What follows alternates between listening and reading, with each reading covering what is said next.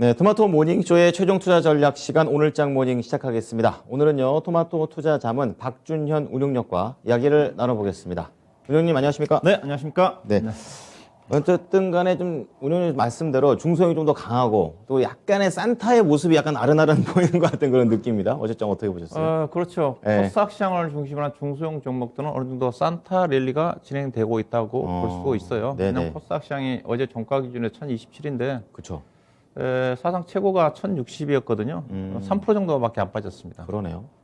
코스피는 고점이 3300이었으니까 10% 정도 빠졌잖아요. 아직도. 그렇죠. 코스닥 시장을 중심으로 한 중소형 종목들이 원래 1월 달부터 연초 효과가 나타나는데 네. 12월 중순부터 나타나고 있거든요. 그래서 제가 이 시간에 2주, 3주 전부터 1월 맞아요. 효과에 대비해서 코스닥 시장의 중소형 종목을 주목하자. 뭐 그런 쪽으로 그렇죠. 얘기하고 있는 쪽인데 네. 일단은 뭐 연말 분위기가 그래 조금씩 살아나는 쪽입니다. 일단은 조금씩. 미국 쪽에서 네. 바람을 잡아줘야 되는 거니까 네. 최근 들어서 미국 시장이 이제 오미크론이 계속적으로 확산이 좀 되고 있지만은 소비 지표 자체가 상당히 좋거든요. 그래도 돈 쓴다는 얘기죠. 그렇죠. 연말 미국의 소비 시장에 대한 기대치가 있었는데 때마침 그 시점에서 오미크론 이제 확산이 좀 되면서 연말에 미국의 소비 경기 자체가 물 건너간 게 아니냐 그런 어떤 전망이 있었지 않습니까? 맞아요. 미국은 알다시피 거의 70%가 소비에 의존하는 경제다 보니까 그렇죠. 우리나라 수출처럼. 그렇죠. 소비가 안 좋으면 주가가 못 가거든요. 네.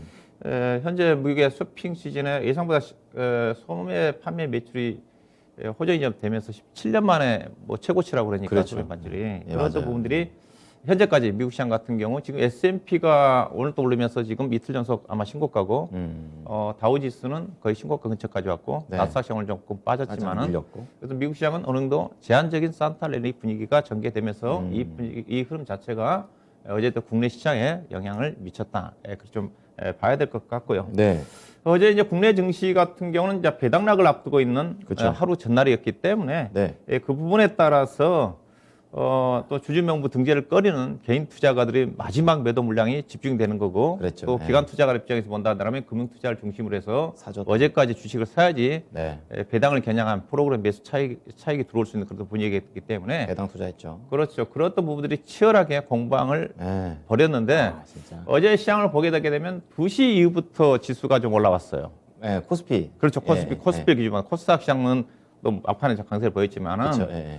2시 이후에 수급이 어떻게 바뀌었냐면요. 외국인 투자가들 현물로 본다 한다면 2시 전에 외국인이 한 2천억 정도 매수했는데 4,300으로 2,300억 늘어났고 확 뛰었네요. 그리고 특히 금융투자 쪽의 프로그램 매수가 어제 2시에 보면 6천억이었거든요. 근데 예. 종가에 보게 되면 1억 4,300이었습니다. 아, 막판에 확 산 거네요. 그렇죠. 딱 네. 1시간 만에 금융투자 중심으로 해가지고 프로그램 매수 차익 거래가 거의 9천억이 들어온 겁니다.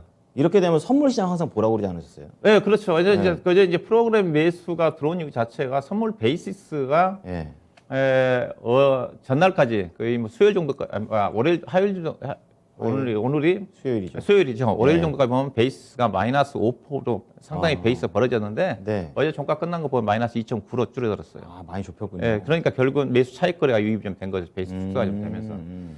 그 부분이 이제 지수는 끌어올렸지만은 이제 오늘부터 이제 상당히 이제 수급에 반대의 흐름이 나타날 수 배당 있는 거니까 낙일이니까. 이제 네. 이 부분이 이제 오늘 이후에 중요한 전략을 봐야 될 것 같아요. 그래서 어제 그렇군요. 막판에 1시간 동안에 예.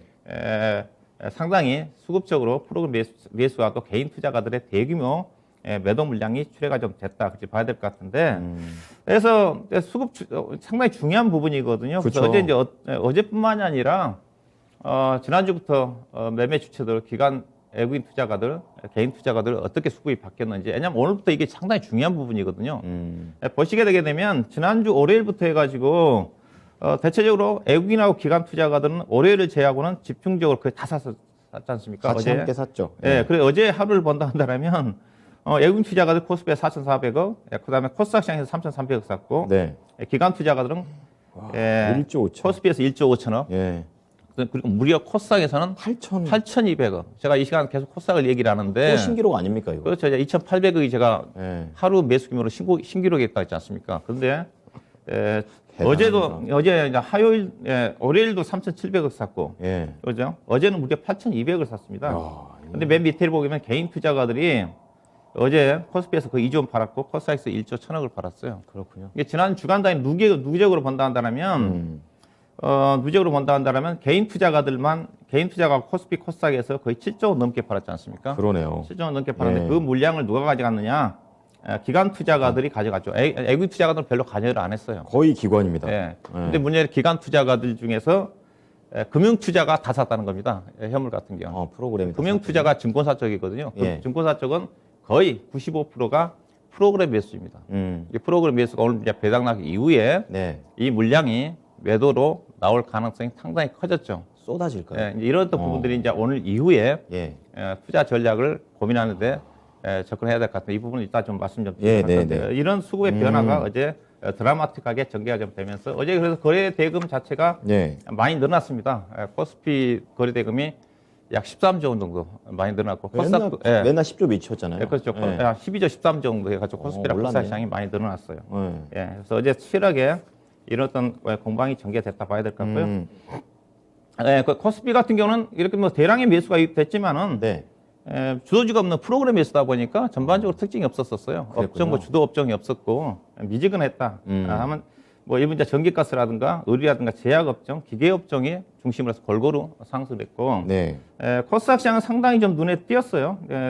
특히 이제 코스닥 시장 같은 경우는 6일 연속 상승입니다. 그렇죠. 코스피는 월요일에 월요일날 잠깐 마이너스가 나왔기 때문에 6일 연속 상승이 전개가 됐는데. 일단 뭐 2차 전지라든가 5G라든가 그다음에 IT 소부장 종목들 그다음에 엔터 뭐 게임주 중심의 상승을 이끌었고 네. 수소차 관련이 많이 빠졌죠. 제네시스 때문에 그렇죠, 제네시스 이거. 수소차 프로젝트 중단권 때문에 뭐 효성 첨단 소재라든가 그다음에 코너인더라든가 그다음에 코스닥 시장에 두산 폴셀 중심으로 해서 예. 하락이 좀 나왔다고 봐야 될 것 같고 그다음에 로봇 관련 종목들이 차익성 매도 물량이 나오면서 하락을 했는데 전반적으로 코스닥 시장을 중심으로 한 종목들이 강세했다고 좀 봐야 될 것 같은데요. 예.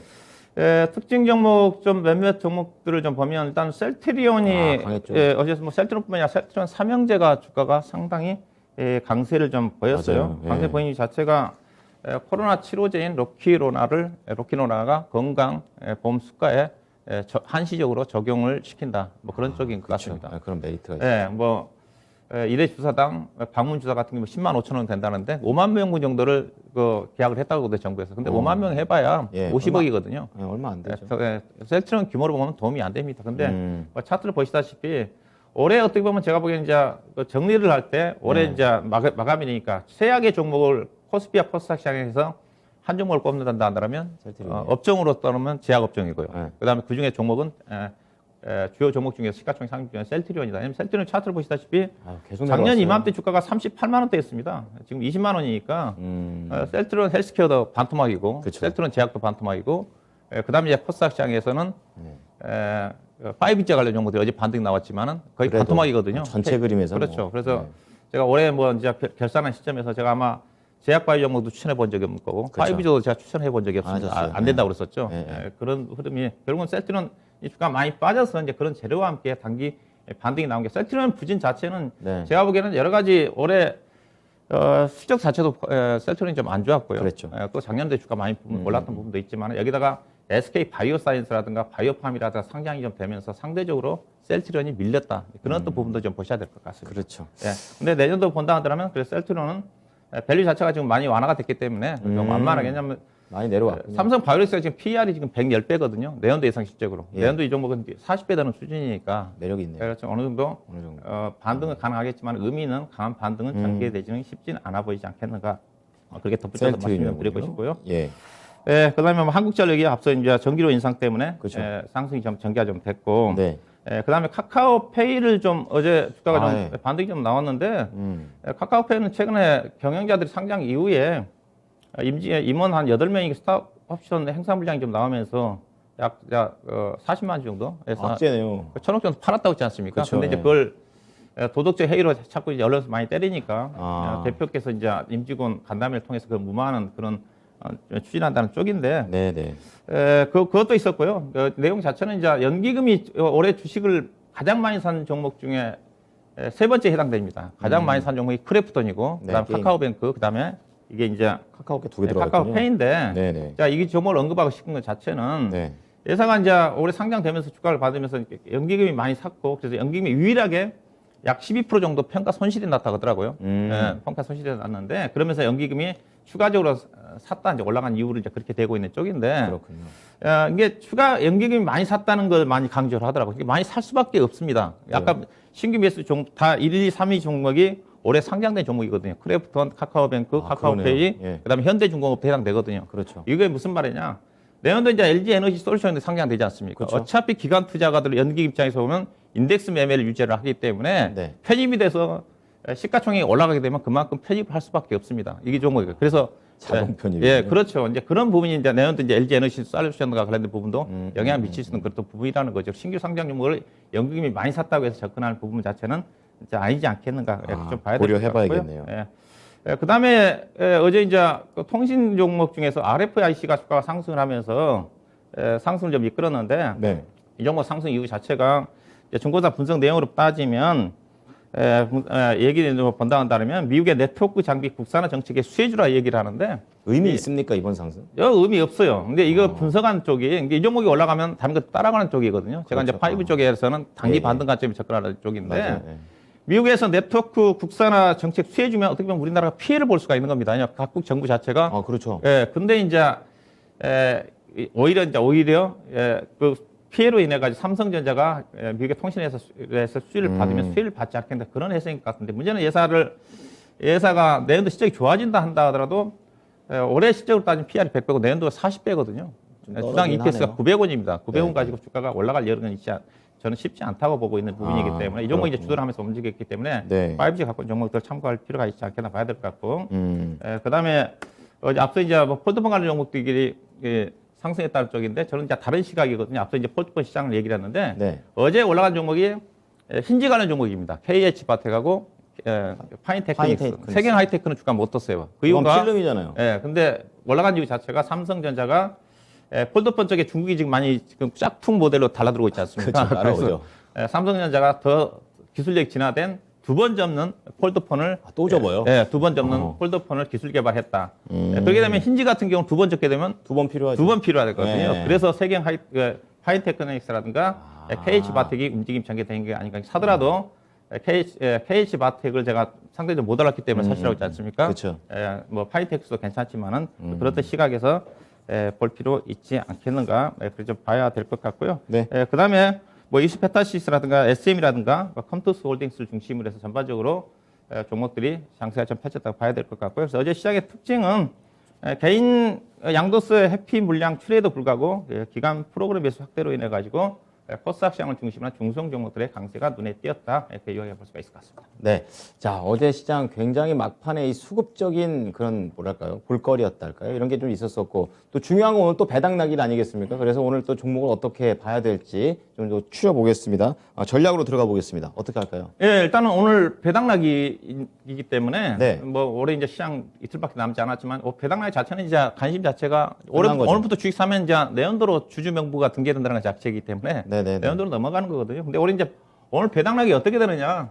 이제 우리 개인 투자가들이 봐야 되는 것 자체가 오늘 이런 배당락 지수가 마이너스 43포인트 정도 되거든요. 네. 43포인트 빠져도 지수가 안 빠진 거죠. 네.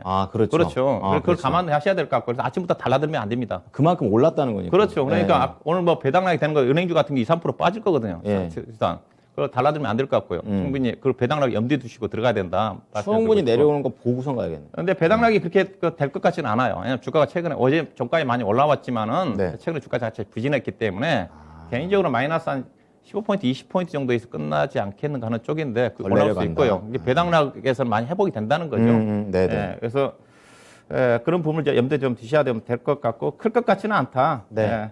오늘부터는 앞서겠다시피 수급 구도가 중요하다. 수급 구도가 완전 바뀐다. 그렇죠. 오늘은 그동안 이제 앞서 이제 수급을 보여드렸지만 개인 투자가들 집중적인 매수가 들어올 것 같다. 제가 그렇죠. 보기에는 코스피 코스닥 시장에서 개인 투자가들 매수가 거의 1조 원 가까이 들어올 가능성이 큽니다. 네. 그 물량이 기간에서 나오겠죠. 그렇겠죠. 배당락 이후에 이제 선물 베이시스에 따라서 기간 매도 물량의 좀 완전 규모 반대 자체가 상황이에요. 달라지겠지만 이 부분이 언제까지 가느냐? 네. 개인 매수가 최소한 1월 10일 내지는 1월 중순까지 갑니다. 왜 그런가요? 수급적으로 이제 역전입니다. 왜냐하면 기관 투자가들은 앞서 샀던 물량 자체, 프로그램 매도 물량 자체가 계절적인 요인이 강해요. 예. 수급적인 측면에서 항상 12월 말부터 1월 달까지는. 기관 투자가들 프로그램 매도 물량이 대형주 나오고 네. 그 물량을 개인 투자가들이 받아가는 흐름으로 전개가 좀 되는데 그런 흐름이라 이제 봐야 될 것 같아요. 그래서 이제 이번 주 오늘부터 이제 프로그램 매도가 계절성으로 나오는 거고 제가 항상 내년도 시장을 1월달 얘기를 할 때는 LG 에너지 솔루션의 수급을 착고해라. 좋지 않은 재료 말씀하시죠. 그렇죠. 이런 어떤 부분들 때문에 결국 뭐냐 대형주가 쉽지 않다는 시각을 여전히 봐야 될 것 같습니다. 그렇군요. 특히 배당락 이후에 중소형 계속. 그래서 여전히 오늘부터는 코스닥 시장에 더 강하게 코스닥 시장이 중심으로 상대적으로 중소형 종목들 장이 펼쳐질 가능성이 크다. 프로그램 매도 나올 거고 어제 많이 들어왔기 때문에 네.